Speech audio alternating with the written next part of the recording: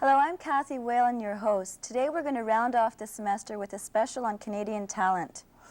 We have our own musicians, dancers, and filmmakers to be proud of, and we'd like to pay tribute to them by highlighting their activities. First, let's mention that Rendez-Vous is also produced entirely by Concordia students, and we'd like to thank them all. But now, moving on with the show, let's take a look at a performance by students from the music department. The performance was organized and produced by the fellow students in the communications department and directed by Marie-Hélène Grenier.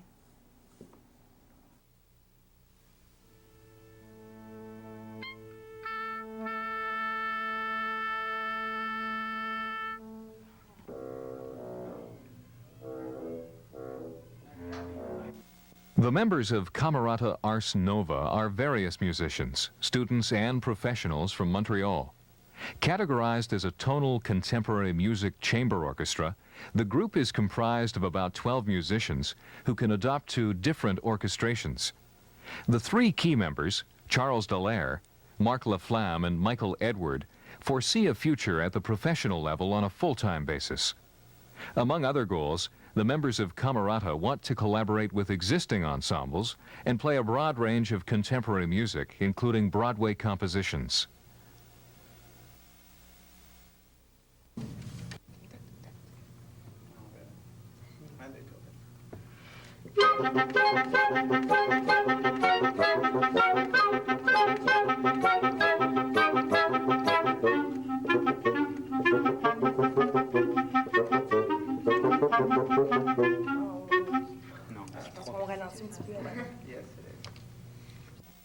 The Macedonian Dances, involving 5 musicians, is one of the selections in Camerata Ars Nova's repertoire. Written in the late 70s by Alojz Sribachnjak, the dances were influenced by Yugoslavian folklore.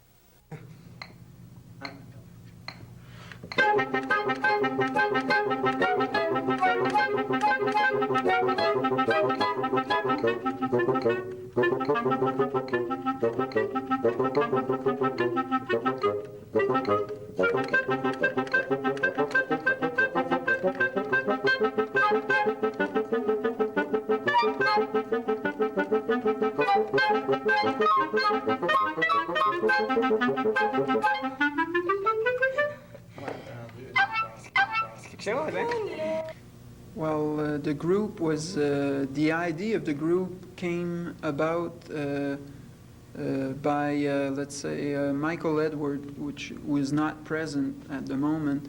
He's the one that had the original idea of forming a chamber orchestra to play contemporary music. And we were playing all three together in a school ensemble last year, and he asked myself and Charles if we wanted to participate in this project. And since Michael, his first idea was, besides performing works of other composers, he wanted to put his works forward too. So he's composing already in that vein, in modern style. So it sort of was clear that the style would be 20th century music. So we would like to play music that is listenable to some kind of audience. There are some tendencies in contemporary music these days to have very complicated music that you can listen but you don't understand at all. And to us, it's not very much our interest. So we hope to play music that is listenable, and also this way it might be easier to get an audience. The main area of repertoire we're interested in is what is referred to nowadays as tonal contemporary music, 20th century tonal music. So this can bring us in many areas.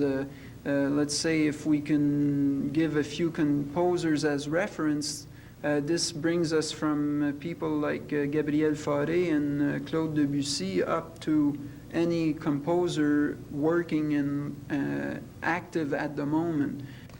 And in order to get that kind of music, we have gone to see some composers, either friends or known people around town, and we have made ourselves available to perform their music or to play whatever, some composition that they would like to write. So this way they can tailor ideas, musical ideas that they have to our ensemble, and then we can tailor ourselves to their ideas. So it's a connection where we complement each other. Okay. And our goals mainly is to perform.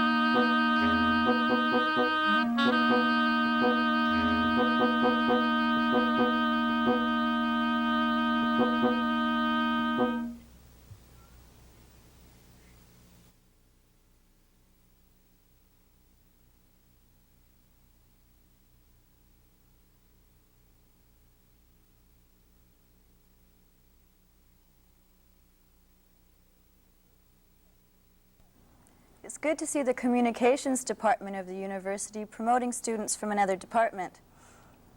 On the subject of promotions, I have with me today Martha Carter, who is responsible for organizing a fundraising campaign. This is for the dance department. The dance department wants to send representatives to participate in the Calgary Olympic Arts Festival in January. Martha, can you tell us more about this project? Yeah, in Calgary in January, well, actually all through the Olympic Games in Calgary, they will be having an extensive arts festival, including groups from all over the world, dance, music, theater. And as part of this arts festival, we're having a university dance festival at the end of January, January 25th to 29th.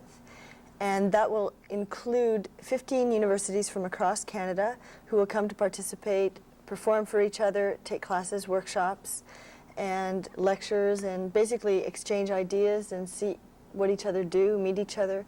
And along with that dance performance festival, there's an educators conference, so teachers and educators can go and once again just meet each other and exchange ideas and have lectures and demonstrations, and basically all get together for the first time and see what's happening in all the university dance departments across Canada, because there are quite a few and the dance world is really growing, and it's time that we had an outlet to all meet and sort of see what's going on.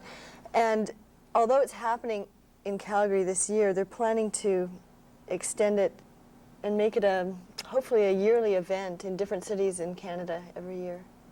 And you have a few fundraising plans. Can you tell us what's been organized so far? Well, basically, it's costing us money to take the plane to get to Calgary.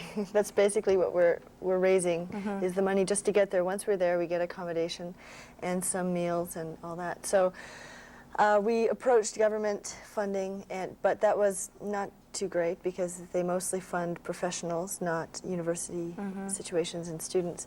And CUSA and Dean of Students and the dance department itself and the dance student associations have all put in some money, but it's still short.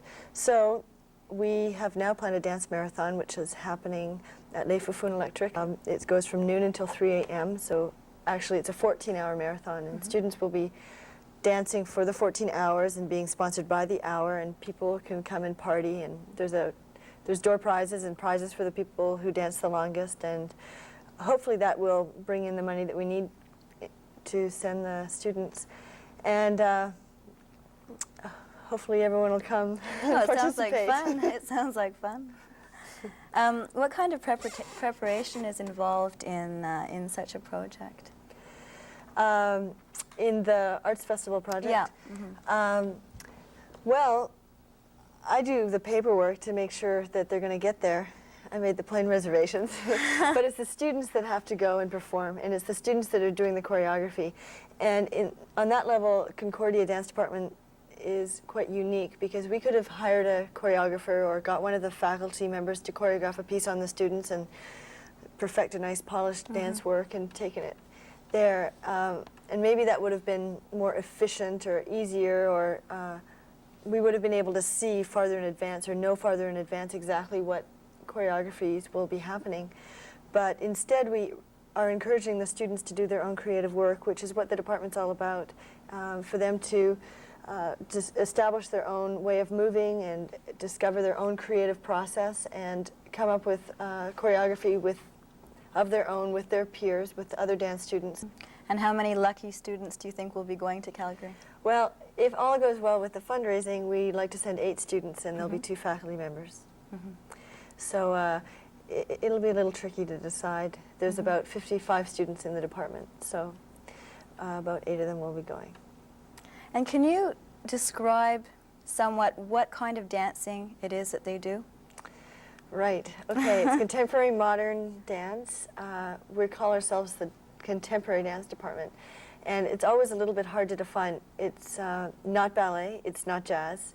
It's creative movement that you might have seen before and you might not have seen before. Each person is encouraged to just develop their own way of moving and discover what they find interesting about movement and about putting together choreography.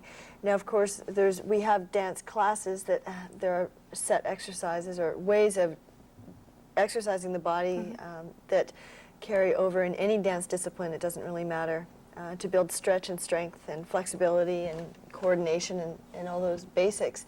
But in the department itself, we are teaching a very general contemporary dance technique so that the students can develop their own way of moving, and they don't fall into really one specific, or it's not always one really recognizable or describable way of dancing, especially since a lot of them will collaborate with other departments in the university and the interrelated arts department, visual arts, theater, music, and come up with their own performance artwork or multimedia project. And it's sometimes very physical, it's sometimes very theatrical, it's sometimes very multimedia. So there's no set category. There's really no set category, and it makes it really exciting. And every time we have a performance, it's another thing that's up there. It's not always just dancers moving their bodies on stage. It's often a lot of different things happening on stage, and voice and live music and theater and speaking and text, and Well, it does really sound depends interesting. on the person, right? Anne-Marie, you're a student in this arts dance program. Can you tell us what it would be like for you if you were one of the 8 students chosen? That would be great for the experience for my own, to bring my work there, and the experience too to another stage, another place, people like freaking out certainly, and how to be almost like feeling like almost like a professional, but not really, but it's just, and the experience too to learn for everything what's happening for the other students from the other universities, to see how they work and how they could go there and how they work for their own creativity. It's difficult to say. I'm looking for my words, and I'm sure it's going to be great for each person who's going there, each student. When they come back, they will come back. Like it's going to be A good learning. a good learning and something to, I'm sure, to go further. Yeah. Well, good luck with this, and thank you very much for coming today. Thanks. Thank you. One Canadian film that has been big in the news lately is I've Heard the Mermaids Singing. Dave, you saw this film last night. What were your impressions of it? Well, the problem with this film is that we've heard so much hype about it lately. We've heard about the awards that it's won at the Cannes Film Festival, about the standing ovations that it's gotten.